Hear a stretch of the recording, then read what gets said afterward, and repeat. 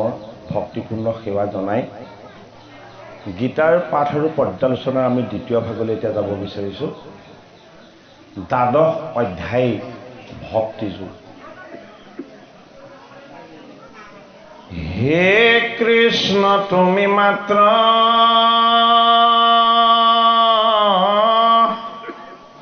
চৈতন্য স্বৰূপ নিত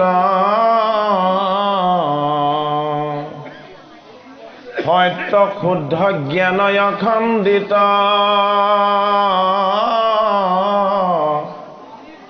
এওঁ ৰজতে কৈতো তোমাৰ বিনোদ ৰূপ ঈশ্বৰাচৰ মায়াৰে কল্পিত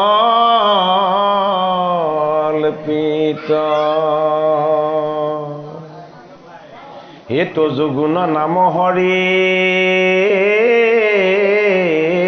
কেৱল নিৰ্গুণ মাত্ৰ আৱৰ সমস্তে গুণময়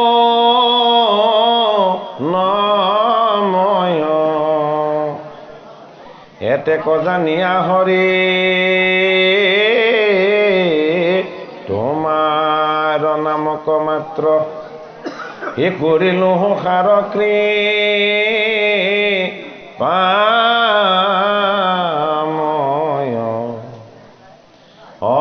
কৰিলো সাৰ কৃপাময়।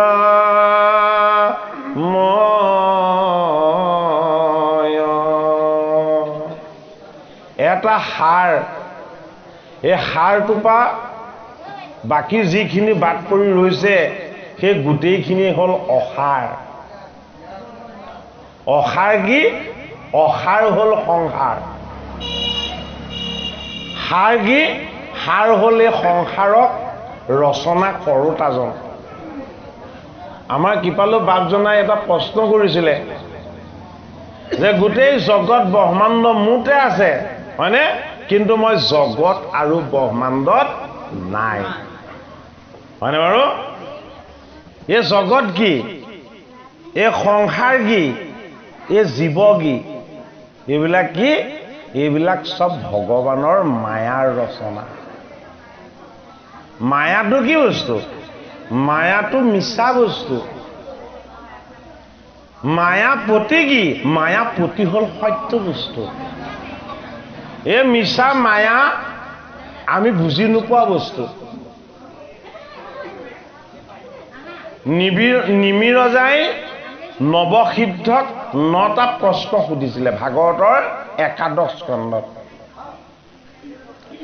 একাদশ স্কন্ধত নিমিৰজাই সোধা সেই 9টা প্ৰশ্নৰ এটা প্ৰশ্ন আছিলে যে হৰিৰ মায়া কি?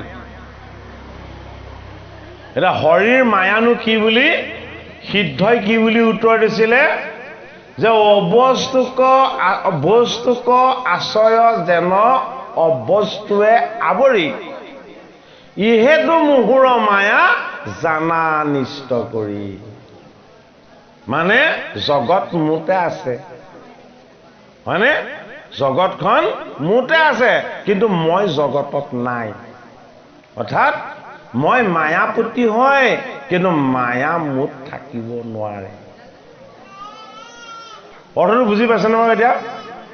মই মায়াপতি হয়, ভগৱন্ত প্ৰভুৱে কৈছে, কিন্তু মোত মায়া থাকিব নোৱাৰে। বোলে মায়া মোত কিয় থাকিব নোৱাৰে? বোলে মায়াই মোক ভজে, মায়াই মোক সেৱা সৎকাৰ উপাসনা কৰে, সেইটো কাৰণে মই তাক পূজা পাতল খাবলৈ ঠাই দি থৈছো। মায়াক মই পূজা পাতল খাবলৈ ঠাই দি থৈছো। মায়া মোৰ স্থান মই মায়াক দিয়া নাই। আৰু অৰ্থটো কি? মোৰ স্থান মায়াক দিয়া নাই। মই য'ত থাকিম তাত মায়া থাকিব নোৱাৰে। কথাটো বাৰু স্ববিৰোধৰ নিচিনা নহয়নে? হয়নে বাৰু? এতিয়া তাৰ প্ৰমাণটো আমি নিজে ল'ব লাগিব। কেনেকে? আমাৰ এই দেহটো পঞ্চভূতৰ, হয়নে? এই দেহটো হৰিৰ মায়াৰ ফলত লাভ হৈছে। এই পঞ্চভূতৰ দেহটোত আত্মা ঈশ্বৰ আছে, আমি সেইটো কাৰণে কথা কৈ আছো, হয়নে বাৰু? কিন্তু দেহটোত মায়া নাই, দেহটোত ঈশ্বৰ নাই। দেহটো কি? দেহটো মায়া। ঈশ্বৰে কিন্তু এই দেহটোক ধৰি আছে। ঈশ্বৰে আমাৰ এই দেহটোক ধৰি আছে। সেইটো কাৰণে তেওঁ কি তেওঁ এই দেহত নাই। কেনেকে দেহত নাই বোলে মোৰ ইচ্ছা যেতিয়ালৈকে ধৰিবৰ মন যাব ধৰি থাকিম, আৰু যেতিয়া তোমাৰ এৰি দিবৰ মন হ'ব মই এৰি দিম। এৰি দিলে কি হ'ব? আমাৰ মৃত্যু হ'ব। কিন্তু অৰ্থটো এইটো নেকি যে আমি নাইকিয়া হৈ গ'লো? অৰ্থটোতো এইটো নহয় যে ঈশ্বৰে এৰি দিলে বুলি আমি নাইকিয়া হৈ গ'লো। দেহটো ভূমিত লীন যাব, পঞ্চভূতত লীন যাব, হয়নে বাৰু? আৰু জীৱটো কি হ'ব? জীৱটো ঈশ্বৰৰে অংশ আছিলে। ই যদি অকল বেয়া কৰ্ম কৰিলে তেতিয়াহ'লে ইয়াক বেয়া কৰ্মৰ ফলৰূপী বাসনাবিলাকে ইয়াক খুব শাস্তি দিব, যিবিলাকৰ ৰূপটো যমদূত ৰূপ। প্ৰাণ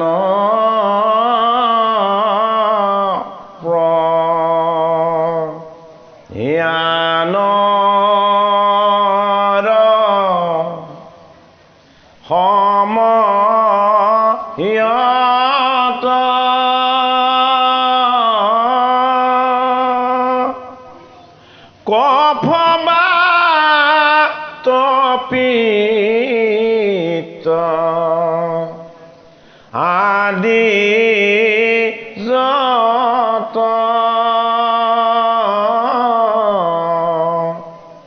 কণ্ঠনি ৰোধানে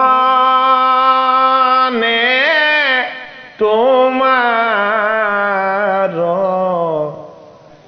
স্মৰণ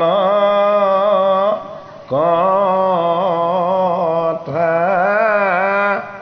এই কণ্ঠনি ৰোধানে তোমাৰ স্মৰণ কথা।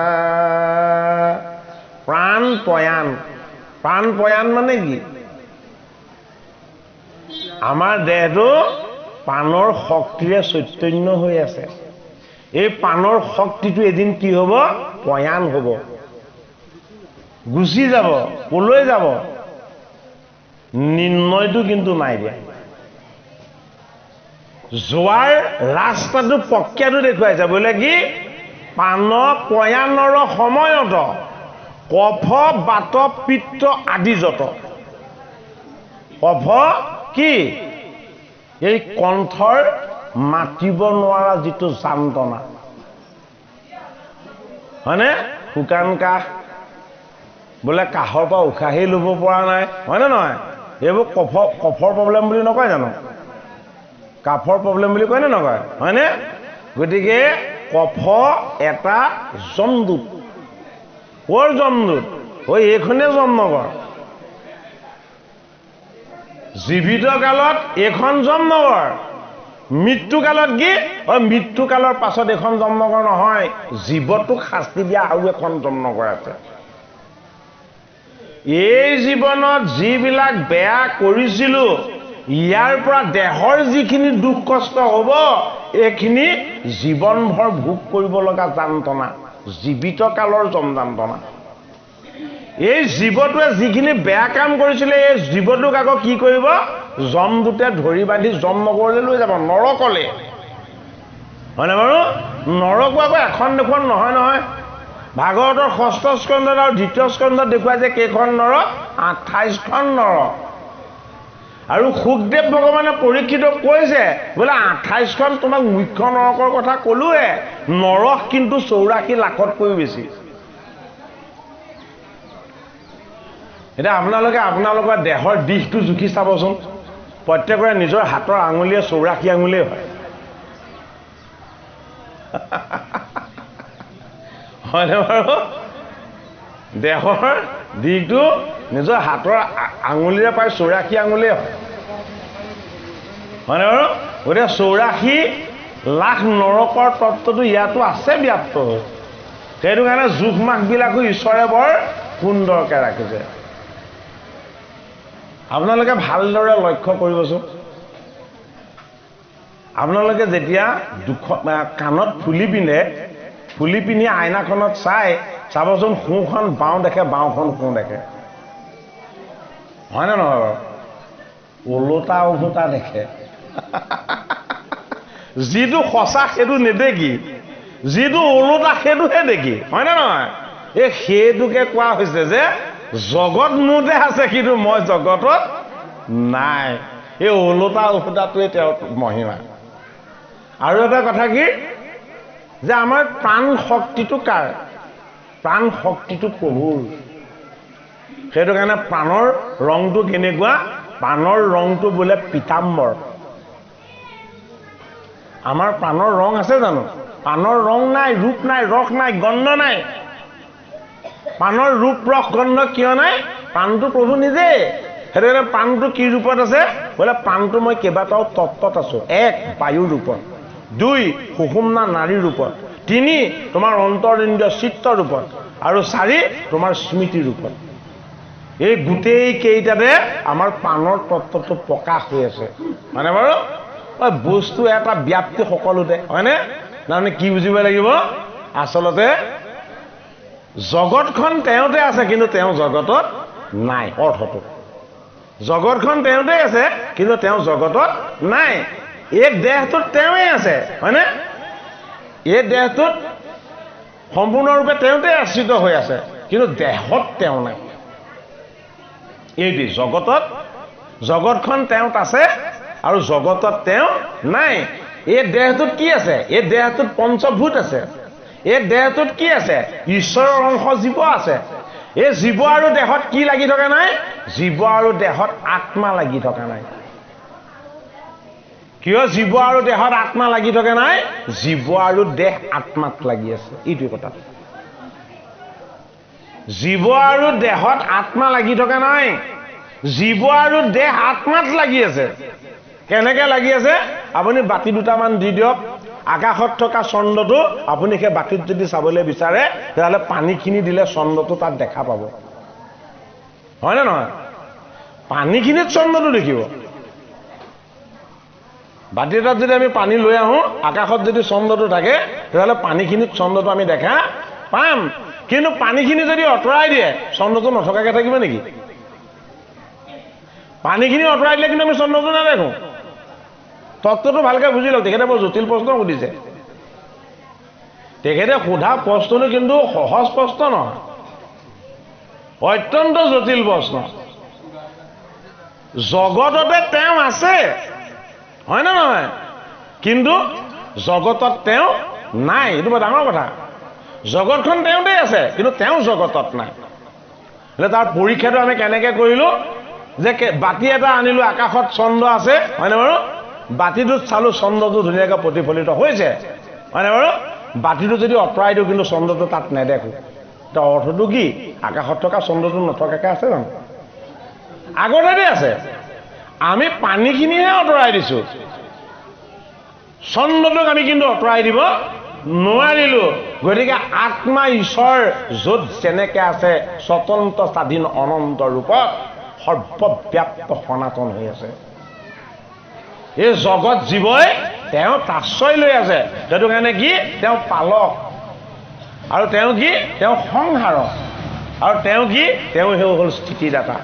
সেইকাৰণে হৰিৰ 3টা মুখ্য কৰ্ম: সৃষ্টি, স্থিতি আৰু লয়। এই সৃষ্টি, স্থিতি আৰু লয় 3টা তেওঁ মুখ্য কৰ্ম হোৱাৰ কাৰণেই জগতৰ সমস্ত বস্তুবিলাক তেওঁতেই আশ্ৰয় লৈ আছে কিন্তু জগতত তেওঁ নাই। কিয়নো তেওঁ হ'ল বৈকুণ্ঠপতি। বৈকুণ্ঠপতি কি? বৈকুণ্ঠপতি ক'ত কেনেকৈ থাকে? বৈকুণ্ঠপতিক আমি বিচাৰি যাব পাৰিম জানো? আমি গৈ কি পাম? নাৰদেই বিনা বাই গৈ নাপালেগে, হয়নে? চাৰিসিদ্ধই গৈছিলে ৰত্নৰ সিংহাসনত কেনেকৈ বহি আছে এবাৰ চাম বুলি, দেখা দিলে জানো? ভিতৰলৈ সোমাবলৈ নিদিলে, জয় বিজয়ে হাততে প্ৰহাৰ কৰিলে। বৈকুণ্ঠপতি ৰত্নৰ সিংহাসনত কেনেকৈ বিৰাজমান হৈ আছে, ব্ৰহ্মাৰ মানস পুত্ৰ, হয়নে? শিশু অৱস্থাৰ তেনে শিশুমতী তেওঁলোক, সত্য যুগৰ আগতেই জন্ম, সদায় শিশু হৈ আছে, কাইটো নাবাঢ়েও নকমেও, তেওঁলোক আত্মাৰূপ। আত্মাৰূপত থকা চাৰিসিদ্ধই যেতিয়া বৈকুণ্ঠপতিক বৈকুণ্ঠৰ সিংহাসনত কেনেকেনো আছে চাবলৈ গ'ল, সপ্তমখন দুৱাৰত প্ৰৱেশ হ'ব নোৱাৰিলে। সপ্তমখন দুৱাৰতেই ৰখিয়া দুজন দুৱৰীয়ে ধৰিলে আগভেটি বোলে কি এইভাগে উলংগ হৈ আমাৰ স্বামীক দৰ্শন কৰিবলৈ কিয় আহিছ কি বুজালে স্বামীক দৰ্শন কৰিবলৈ মায়াৰ দেহ এটাও লাগিব নিৰ্গুণ দেহেৰে স্বামীক দৰ্শন নহয় গুণময় দেহেৰেহে স্বামীক দৰ্শন হয় কিয় স্বামীৰ দৰ্শনটো মায়া স্বামীৰ অনুভৱটোহে আচল বস্তু স্বামীৰ দৰ্শনটো মায়া অনুভৱটো সত্য বস্তু সেইটো কাৰণে আমি ঈশ্বৰক কেনেকৈ দেখা পাম ঈশ্বৰক দেখা পোৱাৰ টেকনিক আছে আপোনালোকক শিকাই নিদিওঁ বেয়া নাপাব দেই হয়নে বাৰু ঈশ্বৰক দেখা পোৱাৰ টেকনিক আছে কৌশল আছে ঈশ্বৰক কোনে দেখুৱাই দিব পাৰে আমি আপোনালোকক ঈশ্বৰক দেখুৱাই দিব পৰা আমি ইমান শক্তি গৰাকী নহয় হয়নে বাৰু সেইকণ শক্তিক আমাক ঈশ্বৰে দিয়া নাই ঈশ্বৰক দেখুৱাই দিব পাৰিব কোনে গুৰুৱে দেখুৱাই দিব পাৰিব এবাৰ আমি নামঘৰৰ সন্মুখত আছিলোঁ আমাৰ আইগৰাকীয়ে 2 বছৰ দিন সদায় খিৰিকীখনেদি ৰাতি শুব সময়ত নামঘৰটোলৈ চায় সদায় চাই 2 বছৰ দিন চাই আছে 2 বছৰ দিন চোৱাৰ পাছত উদ্দেশ্যটো মই এদিন সুধিলোঁ তুমি এই খিৰিকীখনেদি যে ৰাতি শুবৰ সময়ত আকৌ ৰাতি উঠিলেও যে এই সদায় নামঘৰটোৰ ফালে যে চোৱা কি কাৰণে চোৱা বোলে উদ্দেশ্য এটা আছিলে বোলো কি তেওঁক দেখা পাব বিচাৰিছে নেকি বোলে হয় দেখা পাব বিচাৰোঁ বোলো এনেকৈ দেখা নাপাবা নহয় তুমি এনেকৈ দেখা নাপাবা তাৰপৰা বোলে কি কৰিব লাগিব মই বোলে এটা টেকনিক আছে সেইমতেহে দেখা পাবা বুজিছেনে 5 দিনা তেওঁ দেখা পালে যে মইতো আজি দেখা পাই গ'লো 5 দিনাই দেখা পালে 5 দিনাই কিয় দেখা পালে হৰি দৰ্শনৰ যিটো আচল তত্ত্ব সেই তত্ত্বটোক আমি অনুভৱ কৰিব পাৰিব লাগিব যদি সেই তত্ত্বটোক যদি আমি অনুভৱ কৰাই দিব নোৱাৰোঁ তেতিয়াহ'লে কেতিয়াও হৰি দৰ্শন হ'ব নোৱাৰে সেইটো কাৰণে হৰি দৰ্শনৰ কাৰণে কি লাগিব গুৰুৰ কৃপা লাগিব গোবিন্দৰ কৃপা নহ'লে কেতিয়াও হৰি দৰ্শন নহয় এই জগতৰ প্ৰতি যোগেশ্বৰ কৃষ্ণই তেওঁৰ ৰূপটো দেখুৱাই যায় বোলে কি ঐ শ্যাম সুন্দৰটো মোৰ মায়া ৰূপ আচল ৰূপটোতো মোৰ গীতাহে এই অৰ্জুন যি তোমাৰ মনৰ সুখ মুখ সন্তাপ দুখ অজ্ঞান অবিদ্যা এই সমস্তখিনি যি দূৰ কৰি দিব পাৰিব এয়াই মোৰ গীত ৰূপ গোবিন্দৰ বাণী ৰূপ এয়াই শাস্ত্ৰ ৰূপ বোলে কি এয়াই মোৰ যোগ শাস্ত্ৰ গীতা যোগ মানে কি গীতাক যোগ শাস্ত্ৰ বুলি কোৱা হৈছে প্ৰতিটো অধ্যায়ক অধ্যায় বুলি নকৈ যোগ বুলি কোৱা হৈছে প্ৰথমটো বিষাদ যোগ সমাপ্তিটো মুখ্য যোগ বিষাদ কি জীৱ হৈ জন্ম লোৱাটো সমাপ্তি কি এই জন্ম হোৱা জীৱৰ পৰা মুক্তি পোৱাটো জীৱনৰ জড়তাৰ পৰা মুক্তি পোৱাটোৱে আচল আনন্দ হয়নে বাৰু সেইটো কাৰণে জগতৰ হৰি দৈৱকী নন্দন কৃষ্ণই এই কৃষ্ণই অৰ্জুনক বুজাই দিব বিচাৰিছে বোলে কি এইবিলাকৰ কাৰণে তুমি কিয় কান্দিছা এইসোপা চব আঁততাই এইসোপা বধেই হ'ব লাগিব আঁততাই বধ হ'লে আমাৰ একো পাপ নহয় এটা আঁততাইক আমি অস্ত্ৰ প্ৰয়োগ কৰি বধ কৰিব নালাগে আঁততাই বধৰ উপায়টো কি দিছে বোলে মোৰ গীতাৰ দ্বাদশ অধ্যায় গীতাৰ একাদশ অধ্যায়টো কি গীতাৰ একাদশ অধ্যায়টো হ'ল বিশ্বৰূপ দৰ্শন গীতাৰ দশম অধ্যায়টো কি গীতাৰ দশম অধ্যায়টো হ'ল বিভূতি যোগ এটা ভক্তি যোগ ক'বলৈ হ'লে গীতাৰ বিভূতি যোগ আৰু বিশ্বৰূপ দৰ্শন এই দুটা যুগৰ কথা অকণমান কৈ ল'ব লাগিব ভগৱান কৃষ্ণই অৰ্জুনক বিষাদ যুগত তেওঁ বিষাদ উৎপত্তিৰ যিটো কাৰণ সেই কাৰণটো অনুধাৱন কৰি অৰ্জুনক সাংখ্য যুগত দ্বিতীয় অধ্যায়ত ক'লে দ্বিতীয় অধ্যায়ত কি বুলি ক'লে যে তোমাৰ দুখ উৎপত্তি হোৱাৰ কাৰণেই হ'ল তোমাৰ অজ্ঞান কি অজ্ঞান তুমি তোমাক চিনি পোৱা নাই বৰ ডাঙৰ কথা হয়নে নহয় অৰ্জুনে কন্দাৰ যিটো কাৰণ দুখ কৰাৰ যিটো কাৰণ কৃষ্ণই কৈছে যে তুমি তোমাক নিজক চিনি পোৱা নাই তুমি সেইটো কাৰণে কান্দিছা কৃষ্ণই অৰ্জুনক কৈছে যে তুমি মোক বুজি পোৱা নাই সেইটো কাৰণে কান্দিছা শোক কৰাৰ কাৰণ কি বুলি কৈছে যে শোকৰ কাৰণ এটাই কৈছে সেইটোৱে হ'ল তোমাৰ অজ্ঞান সেইটোৱে হ'ল তোমাৰ অবিদ্যা আৰু তোমাৰ প্ৰথম অজ্ঞানটো তুমি তোমাক নিজক চিনি পোৱা নাই আৰু দ্বিতীয় অজ্ঞানটো কি তুমি মোক চিনি পোৱা নাই তাৰপিছত কৈছে তোমাৰ দ্বিতীয় অজ্ঞানটো শুনা, বোলে কি তুমি এই জগত আৰু প্ৰকৃতিক চিনি পোৱা নাই। এতিয়া গীতাৰ সাংখ্য যুগত কি কৰিলে, ভগৱান কৃষ্ণই অৰ্জুনক কোন চিনাকি কৰি দিলে। অৰ্জুনক কি বুলি চিনাকি কৰি দিলে, বোলে তুমি তোমাতে আছা কিন্তু তোমাতে নাই। কথাটো শুনিবলৈ বাৰু কিবা আউল লগা হয়নে নহয়?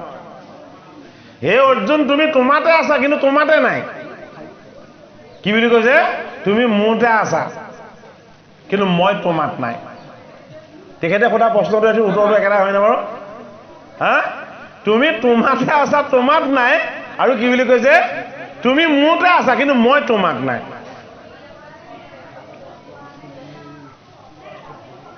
তেতিয়া অৰ্জুনক ভগৱান কৃষ্ণই কৈছে যে হে অৰ্জুন, তুমি তোমাৰ মনৰ পৰা এতিয়া পাহৰি যাবলৈ যত্ন কৰা। বোলে কি তোমাৰ যে এটা দেহ আছে, তুমি অকণমান পাহৰিবলৈ যত্ন কৰা। বোলে কি তোমাৰ মনত যে দুখ আছে, তুমি অকণমান আঁতৰিবলৈ যত্ন কৰা। বোলে কি তোমাৰ সন্মুখত যে আত্মীয় স্বজন আছে। কৃষ্ণক কৈছে মই কি মনত পেলাম তেতিয়াহ'লে? তুমি এইকেইটা ভাৱনাক বাদ দি তুমি হৃদয়ত কেৱল অনুভৱ কৰা। বোলে কি কেৱল তোমাৰ আনন্দ আনন্দ আৰু আনন্দ, য'ত কেতিয়াও দুখৰ প্ৰৱেশ হ'ব নোৱাৰে, য'ত কেৱল সুখ আৰু আনন্দই বিৰাজমান হৈ থাকে, যি তোমাৰ দুখৰ লগত বহুত আঁতৰত, সুখৰ লগত কিন্তু সদায় একত্ৰ তুমি অনুভৱ কৰা। বোলে কি মোৰ দুখো নাই সুখো নাই, মোৰ জন্মও নাই মোৰ মৃত্যুও নাই, মোৰ হাঁহিও নাই মোৰ কান্দনো নাই, মোৰ ৰূপ ৰস গন্ধ একো নাই, কেৱল মোৰ মাজত আছে হে কৃষ্ণ তুমি তুমি তুমি আৰু তুমি। আচৰিত কথা। লগে লগে অৰ্জুনৰ মনলৈ এক বিৰাট সুখ অনুভৱ আহিবলৈ ল'লে। অৰ্জুনে তেওঁ দেহৰ কথা পাহৰি গ'ল, দুখৰ কথা আঁতৰি গ'ল। স্থিতপ্ৰজ্ঞৰ দৰে অৰ্জুনে ভাবিবলৈ ল'লে যে ইমান সুখ যদি অনুভৱ হয়, এই সুখৰ পৰা মই তেতিয়াহ'লে কিয় আঁতৰি আছিলোঁ? এতিয়া কৃষ্ণক প্ৰশ্ন কৰিছে, হে বাসুদেৱ, মইতো অতি এটা অজ্ঞানী মোহমতী জীৱ, মই ইমান সুখ কৰিছিলোঁ, কান্দিছিলোঁ, দুখ কৰিছিলোঁ, কিন্তু যেতিয়াই তুমি তোমাক মনত পেলাই দিলা, এই সুখ দুখ হাঁহি কান্দোন এইবোৰ চব মোৰ পৰা আঁতৰি গুচি গ'ল। যে তোমাৰ এইটো কি শক্তি? তেতিয়া কৃষ্ণই অৰ্জুনক হাঁহি হাঁহি কৈছে, মোক নেজানিলেই দুখ আহে, মোক ভাবিব নোৱাৰিলেই সুখ আৰু সন্তাপ আহে। মোক তুমি যিমানে ভাবিবা, মোক যিমানে পাবলৈ যত্ন কৰিবা, তোমাৰ মাজতে মই প্ৰকাশ হৈ আছো বুলি তুমি যিমানে অনুভৱ কৰিবলৈ ধৰিবা, তোমাৰ বেয়া আচৰণবিলাক, বেয়া স্বভাৱবিলাক, বেয়া বৃত্তিবিলাক, এইবিলাকে তোমাৰ পৰা বিদায় ল'ব। বোলে কিয়? এই বেয়াবিলাক চব মোৰ মায়া, ভালবিলাক কি? ভালবিলাক মোৰ ভক্তি ৰূপ। সেইটো কাৰণে হে অৰ্জুন, তুমি যিখিনি মোক ভাবি আনন্দিত হৈছিলা, সেই আনন্দখিনি মই অনুভৱ কৰিছিলোঁ। ক'ত? তোমাৰ হৃদয়ত।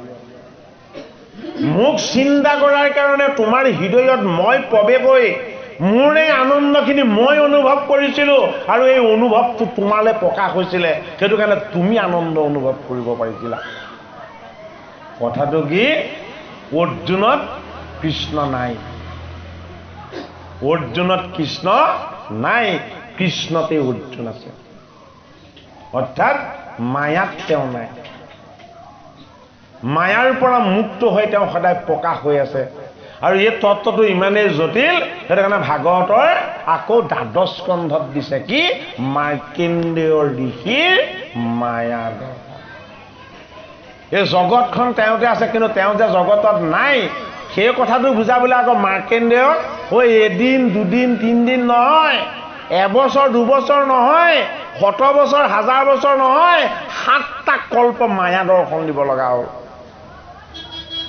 তলবল কৰি উপঙি থাকি ইমান কষ্ট পালে মাৰ্কণ্ডেয়ই, হয়নে? ৪টা ব্ৰহ্মকল্প, পদ্মকল্প আৰু বৰাহ কল্প। এতিয়া বৰাহ কল্প চলি আছে। এই ৩টা কল্পৰ সত্য তেতা দাপৰ কলি এতিয়ালৈকে ২৭ বাৰ হৈ গৈছে। এতিয়ালৈকে ২৭ বাৰ হৈ গৈছে সত্য তেতা দাপৰ আৰু কলি। তাৰমানে ২৭ বাৰ ৰোটেশ্যন হৈ গৈছে। 28 নম্বৰ বাৰ দাপৰ যুগত ভাগৱত আকৌ প্ৰণয়ন হ'ব, গীতা আকৌ প্ৰণয়ন হ'ব। এইবিলাকৰ আকৌ এটা সময়ত লয় হ'ব। এই ব্ৰহ্মাণ্ড এদিন হৰিৰ উদৰত লীন যাব। যেতিয়া আকৌ মহাপ্ৰলয় আহিব, হয়নে? আকৌ পুনৰ সৃষ্টি নিৰ্মাণ হ'ব। কিয় পুনৰ সৃষ্টি নিৰ্মাণ হ'ব লাগিব? জগত তেওঁতে যদিও আছে, তেওঁ জগতত নাই, এইটো প্ৰমাণ। সেইটো কাৰণে যিজন সকলোতে সৰ্বব্যাপ্ত আৰু সনাতন, এই সত্য শুদ্ধ অনুভৱটো যাতে আমি কৰিব পাৰোঁ, এই অনুভৱ কৰিবলৈ আমাক কি লাগিব? আমাক ঈশ্বৰৰ চৰণৰ চিন্তন লাগিব। আমাক কি লাগিব? শুদ্ধ সংস্কাৰ লাগিব। শুদ্ধ সংস্কাৰ ক'ত পোৱা যাব? গুৰুৰ পৰা পোৱা যাব, ভকতৰ পৰা পোৱা যাব, বৈষ্ণৱৰ পৰা পোৱা যাব আৰু শাস্ত্ৰৰ পৰা পোৱা যাব।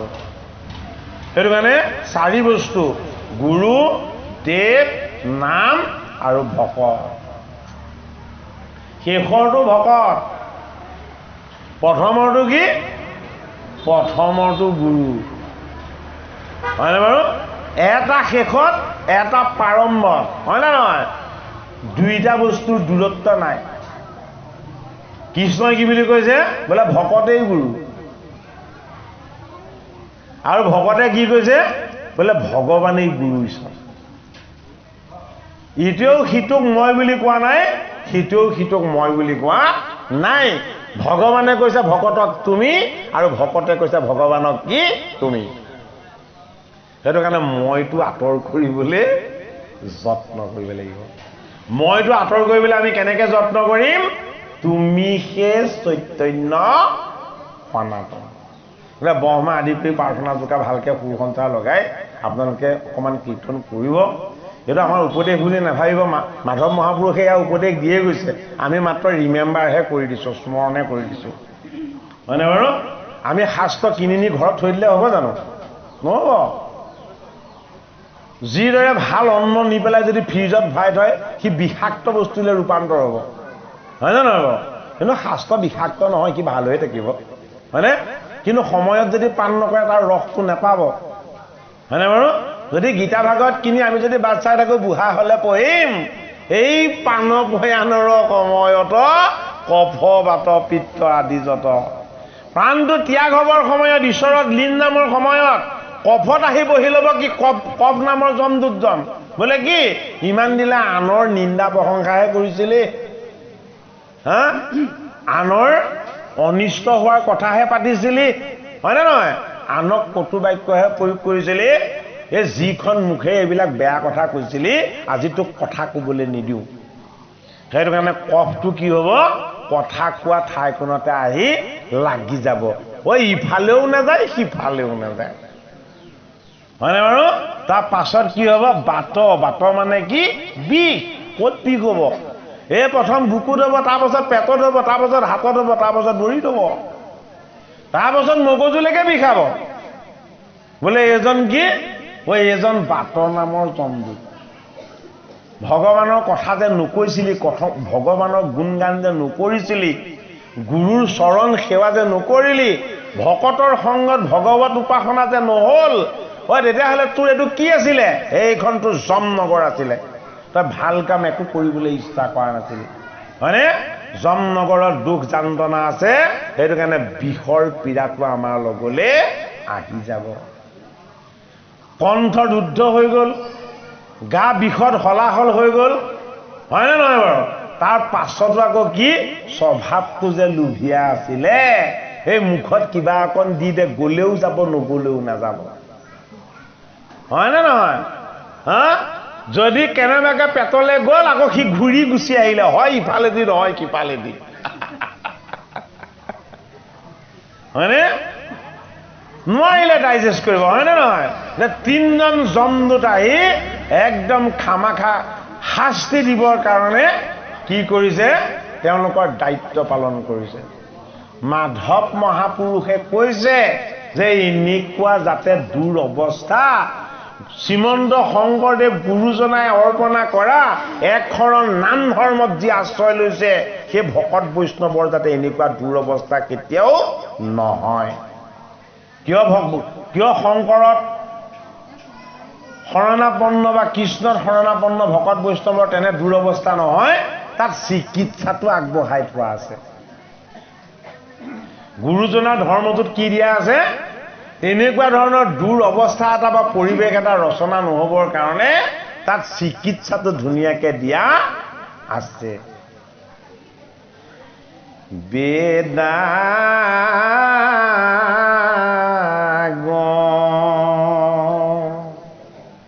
মৱাদি কৰি যত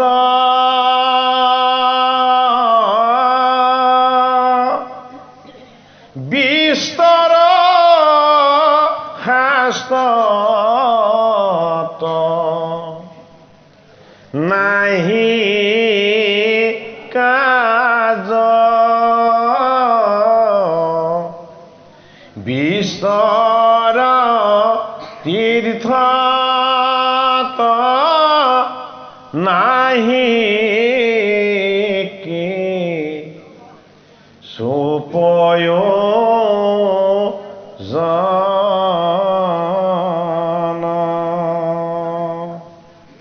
এই সংসাৰ তৰিতে খোজা যেবে হে আপোন মুখৰ হেতু তেবে এ গোবিন্দ গোবিন্দ বেকতে ভুলাব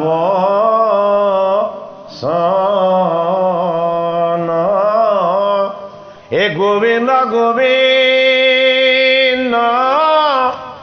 বেকতে ভুলাব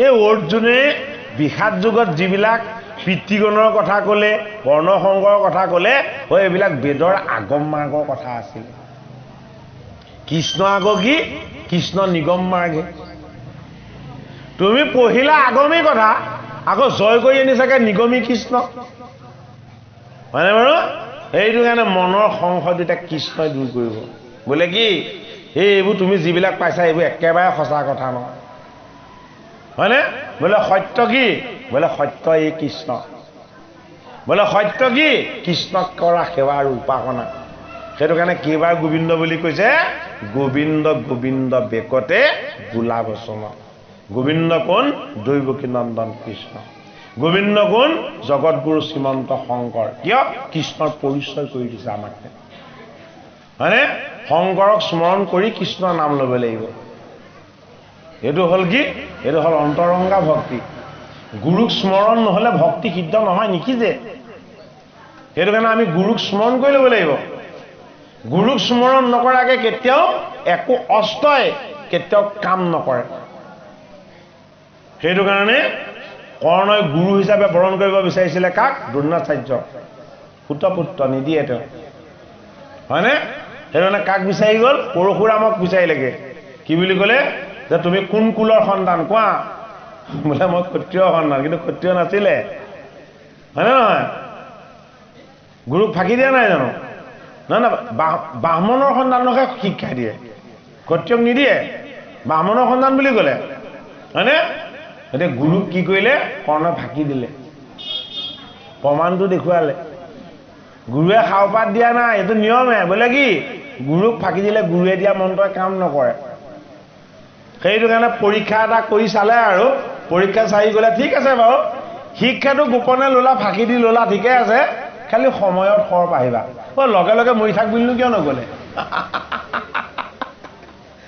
যদি কি সময়ত কি খৰ মাৰিব লাগে সেইটোকে পাহৰে তাখনি একেবাৰতে মৰি থাকিবলৈ কোৱাই ভাল আছিলে অন্তত শাস্তিটো কম হ'লহেঁতেন হয়নে নহয় বাৰু ভালকে ভাবি চাওকচোন সময়ৰ খৰ মানে কি ৰাতিপুৱা শুই উঠি আমি যদি চাফ চাফা হৈ আমি যদি সময়ত অন্ন নলওঁ তেতিয়াহ'লে কি হ'ব গেষ্টিক হৈ যাব ৰাতি সময় হোৱাৰ লগে লগে আমি যদি শুবলৈ নাযাওঁ তেতিয়াহ'লে কি হ'ব আমাৰ ৰোগ ব্যাধি হৈ যাব সময়ৰ খৰ বোলে কি যিটো সময়ত যিটো আমাৰ কৰণীয় সেইটো আমি কৰিব লাগিব এতিয়া কৰ্ণক আকৌ কি ক'লে বোলে সময়ত খৰ পাহৰিবি গতিকে মধ্যৰাতি যদি বেছি আহাৰ খাই দিছে তাৰ পৰা অনিষ্ট হৈ গ'ল হয়নে ৰাতিৰ নিদ্ৰা সময়ত যদি তেওঁ টেনচনত অনিদ্ৰাত কটাইছে তাৰ পৰাও ব্যাধি উৎপত্তি হ'ল হয়নে বস্তুবিলাক আমি বিজ্ঞানসন্মত দৃষ্টিভংগীৰেও চাব লাগিব গোবিন্দ গোবিন্দ বেকতে বোলা বচন বোলে কি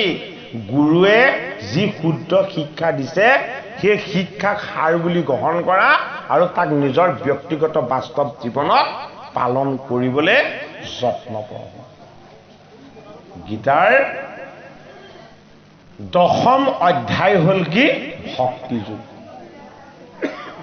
সাংখ্য যুগত ভগৱান কৃষ্ণই অৰ্জুনৰ আত্মতত্বৰ পৰিচয় দিলে কান্দি থকা অৰ্জুনক হাঁহি হাঁহি কৃষ্ণৰ চৰণত আনন্দৰ চকুলো বোৱাবলৈ শিকাই দিলে আৰু অৰ্জুনক 2য় অধ্যায় সাংখ্য যুগত কৃষ্ণই কৈছে যে প্ৰজ্ঞা প্ৰতিষ্ঠিত মুনিজন আৰু মই একো পাৰ্থক্য নাই বোলে কিয় মুনিজন মুঠ পৰায়ণ হৈ মোৰ ভাৱ আৰু ভক্তিৰে মোৰে সৈতে একে হৈ যায় বোলে কিয় তেওঁ সুখো নাথাকে দুখো নাথাকে হাঁহিও নাথাকে কান্দোনো নাথাকে হয়নে বিষাদ হৰ্ষ তেওঁ একো নাথাকে বোলে কি মোৰ যিদৰে সমস্ততে সমতাপূৰ্ণ এটা তত্ত্ব সেই তত্ত্বটো তেওঁ গৰাকী হৈ যায় বোলে কিয় তেওঁ হৃদয়ত মই প্ৰৱেশ হৈ থাকো গতিকে আমি হৃদয়ত কাক প্ৰৱেশ কৰাব পাৰিব লাগিব আমি হৃদয়ত ভগৱান কৃষ্ণক প্ৰৱেশ কৰাবলৈ অনুশীলন কৰিব লাগিব ভগৱান কৃষ্ণক যদি আমাৰ হৃদয়ত অনুশীলন কৰাবলৈ প্ৰৱেশ কৰাবলৈ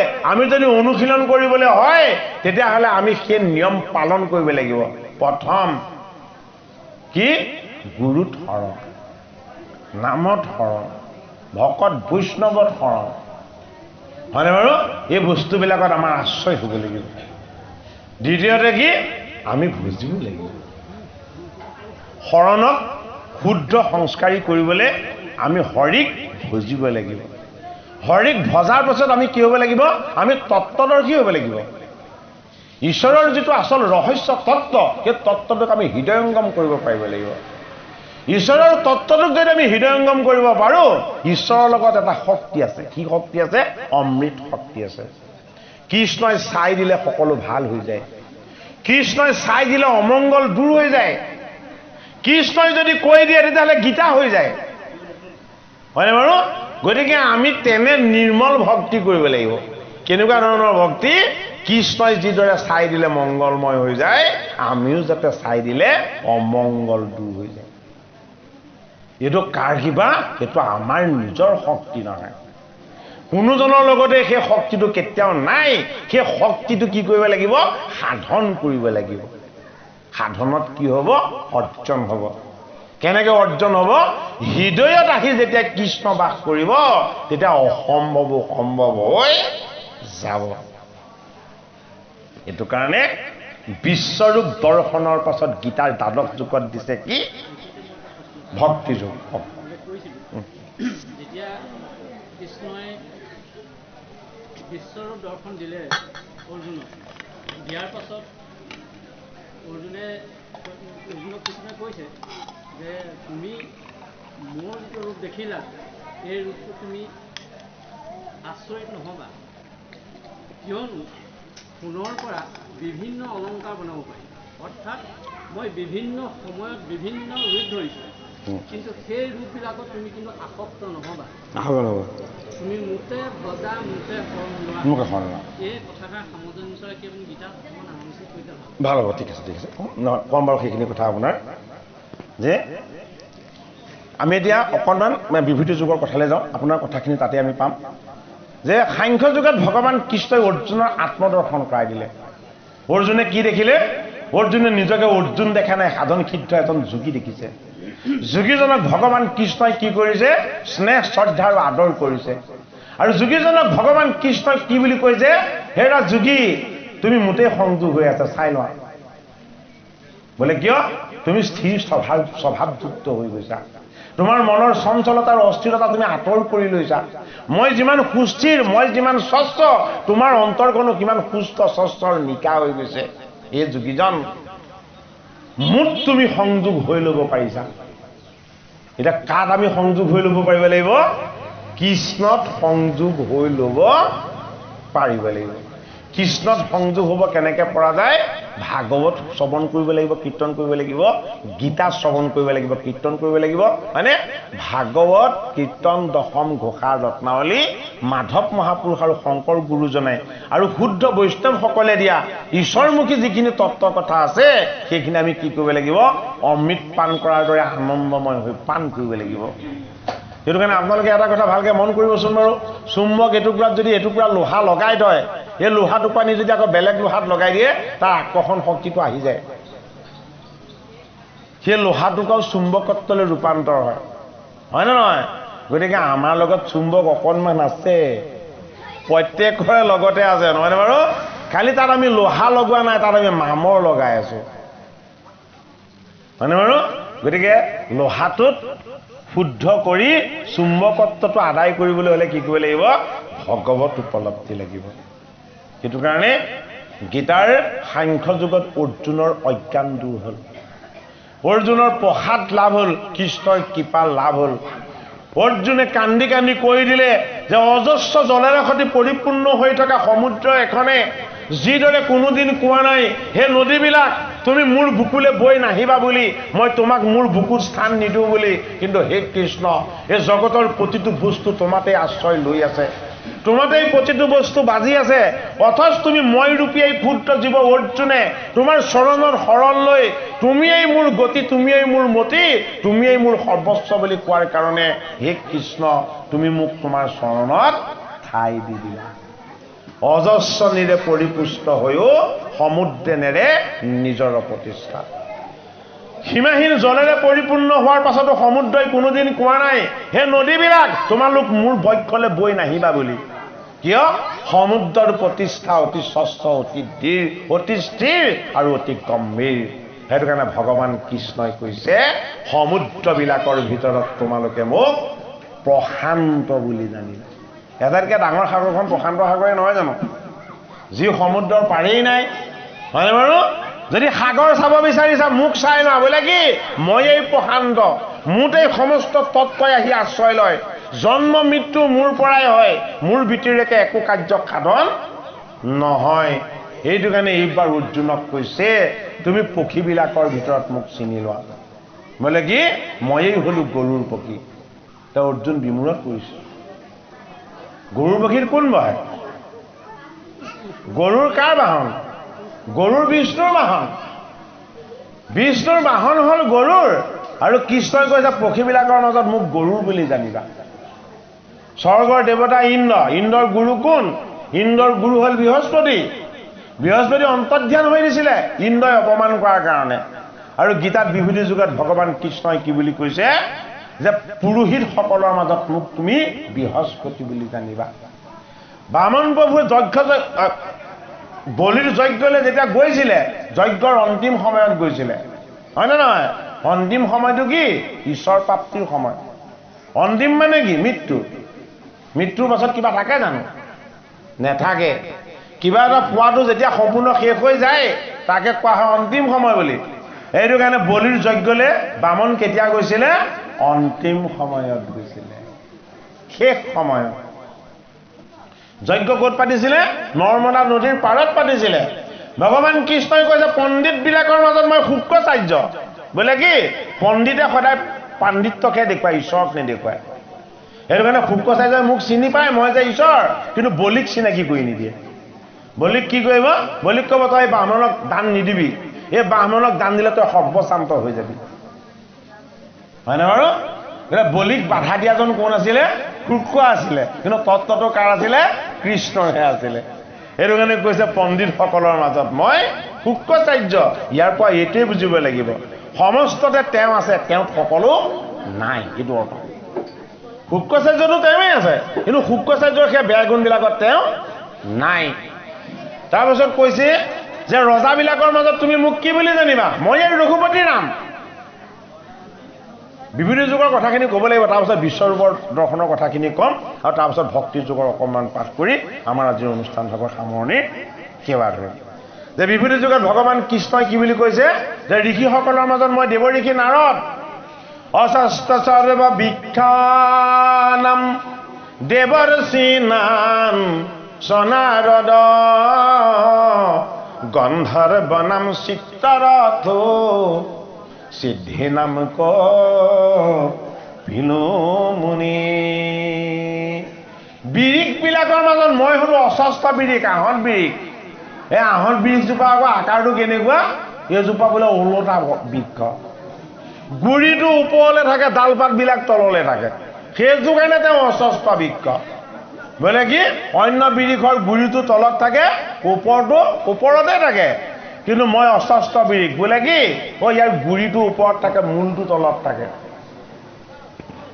মূলটো ওপৰত থাকে ডাল পত্ৰবিলাক ক'ত থাকে কাণ্ডবিলাক ক'ত থাকে তলত থাকে বোলে মই এই অস্বস্থ বিৰিক মানে কি সংসাৰ বিৰিক এই সংসাৰ বিৰিখৰ শিপাডাল ক'ত আছে বৈকুণ্ঠত আছে সংসাৰ বিৰিখৰ শিপাডাল তাৰ গুৰিটো বৈকুণ্ঠত আছে গছডাল কি এই গছডালেই হ'ল সংসাৰখন শাখা কেইটা শাখা তিনিটা সত ৰজ তম আৰু পাতবিলাক কি পাতবিলাক আমি লাগি থকা জীৱবিলাক সেইটো কাৰণে অস্বস্থ সৰ্ববিখ্যানাম দেৱঋষি নামচোন নাৰদ এই বিৰিকজোপাত যি পানী দিয়ে সেইজন মইয়ে দেৱঋষিয়ে ক'ত পানী দিয়ে সংসাৰ বিৰিখত পানী দিয়ে তাৰ প্ৰমাণটো নমো শিৱ মহাশান্ত সমস্ত পাপৰে অন্ত স্নান কৰোঁ মাৰ্কেন্দেয় হৰে মূৰজত পাপচয় নিৰন্তৰে হৌক কয় প্ৰণাম কৰোঁ তোজুক পদে নাভিমাত্ৰ জলে নামি বিধিমতে দেৱঋষি তিলোদকে কৰিও তৰ্পণ আছেনে কীৰ্তন শাস্ত্ৰত এই ৰেখা বৰ্ণনত আছে এইটো কাৰণে সংসাৰ বিৰিক ৰূপী ঈশ্বৰ তত্ত্বত জল কোনে দিয়ে দেৱঋষি নাৰদে দিয়ে কেনেকে দিয়ে হাতত দিব্য বীণা লৈ দেহটোক ৰূপান্তৰ কৰিছে এটা ভক্তিৰ ঢেকিলে আৰু তাত সদায় ঢেকিত কি দিয়ে শব্দ ব্ৰহ্মৰ তেওঁ চাপ দিয়ে কি ৰাম কৃষ্ণ সেইটো কাৰণে সেইটো বিচিত্ৰ ঢেকি কাৰ বাহন দেৱঋষি নাৰদৰ বাহন হাতত কি লয় হাতত দিব্য বীণা লয় বীণা কি বীণা হ'ল তেওঁ হৃদয়ৰ তন্তি হৃদয়ৰ তন্তিবিলাকত তেওঁ কি ধ্বনিত কৰে নাৰায়ণ নাৰায়ণ নাম ধ্বনিত কৰে সেইটো কাৰণে দেৱঋষি নামচোন নাৰদ আৰু কি গন্ধৰ্বসকলৰ মাজত মই হলো চিত্তৰথ কি চিত হ'ল আমাৰ আত্মা ৰথ কি ৰথ হ'ল আমাৰ চালিকা শক্তি এই চিত্তৰথৰ তত্ত্বটো ক'ত বহি আছে আমাৰ চিতৰ শুদ্ধতাত বহি আছে পবিত্ৰতাত বহি আছে কেনেকে বহি আছে এজনক গুপ্ত কৰি লুকুৱাই ৰাখিছে হয়নে এজনক দেখাকে চিত ৰূপেৰে বহুৱাই থৈছে হয় নে নহয় কোনে বহুৱাই থৈছে যম ৰজাই বহুৱাই থৈছে ধৰ্মই চিত্তগুপ্ত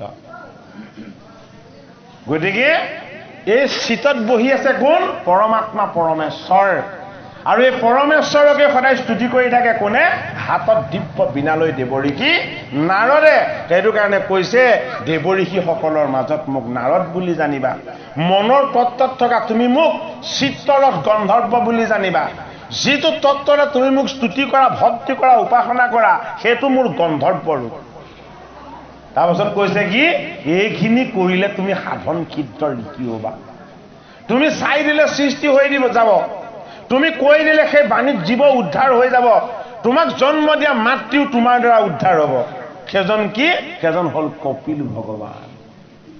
কপিল ভগৱানে দেৱাহুতিৰ পুত্ৰ হৈ জন্ম লৈও মাতৃ দেৱাহুতিক ভাগৱতৰ ৩য় স্কন্ধত ভক্তিৰ তত্ত্ব কৈছে ঈশ্বৰৰ ৰহস্য কৈছে ভক্তিৰ স্বৰূপ কৈছে মাতৃ দেৱাহুতি উদ্ধাৰ হোৱাৰ উপায় কৈছে আৰু কি কৈছে ভাগৱত শাস্ত্ৰত থকা ঈশ্বৰ তত্ত্বৰ যি মহিমা পিতৃ কৰ্দম ঋষিৰ যি সাধনাৰ তত্ত্ব আৰু ভক্তিৰ তত্ত্বৰ যোগেদি ভগৱত প্ৰাপ্তিৰ যি উপাসনাৰ তত্ত্ব যে মোক তুমি বিচাৰি পাবা মোৰ গীতা ভাগৱত শাস্ত্ৰৰ মাজত হে মাতৃ তোমাৰ মনলৈ যেতিয়া দুখ আহিব সন্তাপ আহিব তুমি মোৰ ভকত বৈষ্ণৱৰ সংগ ল'বা ভকত বৈষ্ণৱৰ সংগত মোৰ গীতা ভাগৱত শাস্ত্ৰ তুমি শ্ৰৱণ কীৰ্তন কৰিবা এই কপিলক তুমি তাৰ মাজতে বিচাৰি পাবা কপিল কি তেওঁ পুত্ৰ আছিল গতিকে সিদ্ধি নাম কপিলো মুনি সিদ্ধসকলৰ মাজত মোক কপিল মুনি বুলি জানিবা নদীবিলাকৰ মাজত মই দেৱনদী গংগা যি গংগাৰ পাৰত পাণ্ডৱৰ নাতি পৰীক্ষিতক ভগৱান স্বৰূপ শুকে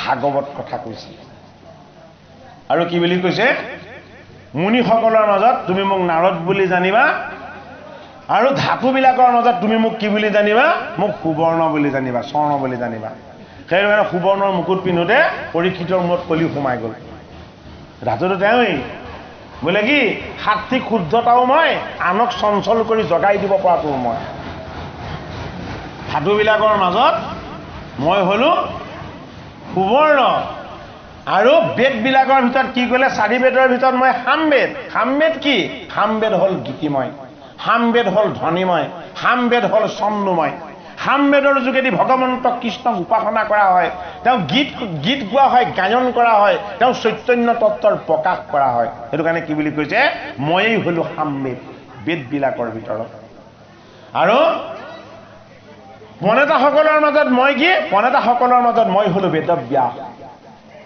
গীতাৰ বিভূতি যুগত ভগৱান কৃষ্ণই তেওঁ অনন্ত বিভূতিৰ কথা পাণ্ডৱৰ নদী পৰীক্ষিতক এটা এটাকে কোৱাৰ পাছত তেওঁ কৈছে দৈত্যকুলত ময়েই প্ৰহ্লাদ পাণ্ডৱসকলৰ মাজত ময়েই অৰ্জুন এটা অৰ্জুন চিন্তাত পৰিব এই কৃষ্ণই গীতা কৈ আছে মোক কৈছে মোতে সকলো আছে কিন্তু তোমাত মই নাই আকৌ এতিয়া ক'লে বোলে হে অৰ্জুন পাণ্ডৱসকলৰ মাজত ময়েই হলো মধ্যম পাণ্ডৱ তেতিয়া ভগৱানৰ প্ৰতি কৃষ্ণৰ ভক্তি গভীৰ হ'বলৈ ল'লে যে মই অৰ্জুন হৈ গীতা শুনিছিলোঁ মই অৰ্জুন হৈ ঈশ্বৰৰ তত্ত্ব মই পান কৰিছিলোঁ মই কৃষ্ণ হৈ কৃষ্ণৰ কথা পান কৰিব পৰা নাছিলোঁ মোত কৃষ্ণ নাই মই জানো কিন্তু কৃষ্ণত যে মই আছো এইটো মই অনুভৱ কিয় কৰিব পৰা নাই এইটো ডাঙৰ কথা অৰ্জুনত কৃষ্ণ নাই কিন্তু কৃষ্ণত অৰ্জুন আছে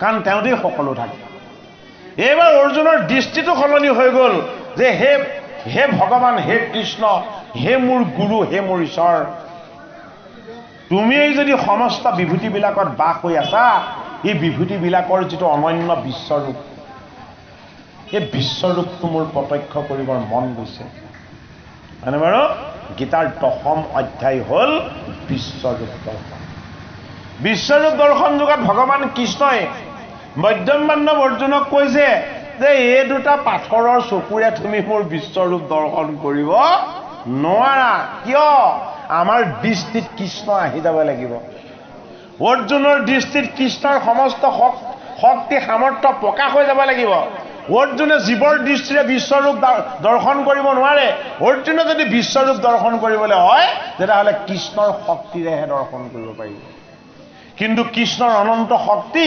অৰ্জুনে বহন কৰিব পৰাৰ ক্ষমতা আছে জানো এইবাৰ অৰ্জুনে কান্দি কান্দি কৃষ্ণক কৈছে হে কৃষ্ণ যিটো মই সহিব পাৰোঁ মই মোৰ কাৰণে যিটো অনুকূল তুমি সেইটোৱেই কোৱা মইতো একো নহয় তুমিয়েই সকলো গতিকে তুমি মোক কৃপা কৰি মই যি দৃষ্টি লাভ কৰিলে তোমাৰ সেই অনন্য ৰূপ দৰ্শন কৰিব পাৰিম তুমি মোক সেই দৃষ্টি দান কৰা ভগৱান কৃষ্ণই কি কৰিলে অৰ্জুনক দিব্য দৃষ্টি দান কৰি দিলে অৰ্জুনে দিব্য দৃষ্টি পোৱাৰ পাছতে দেখি আচৰিত হৈ গ'ল প্ৰকৃতস্থ হৈ 2 ভুজত থকা সেইজন কৃষ্ণই যিখন হাতেৰে তেওঁক দিব্য দৃষ্টি দি আছিলে সেই হাতখনত হাজাৰ হাজাৰ বাহু হ'বলৈ ল'লে দুইফালে দেখিলে সহস্ৰ বাহু হৈ কৃষ্ণৰ দেহটো বিৰাট ৰূপত আকাশৰ সমানতকৈও বেছি উচ্চতাত প্ৰকাশ হ'বলৈ ল'লে সমস্ত দেৱতাবিলাকে তেওঁ সেই বাহুবিলাকত আহি আশ্ৰয় লৈ তেওঁকেই ওংকাৰ ধ্বনিৰে সৈতে উপাসনা কৰিবলৈ ল'লে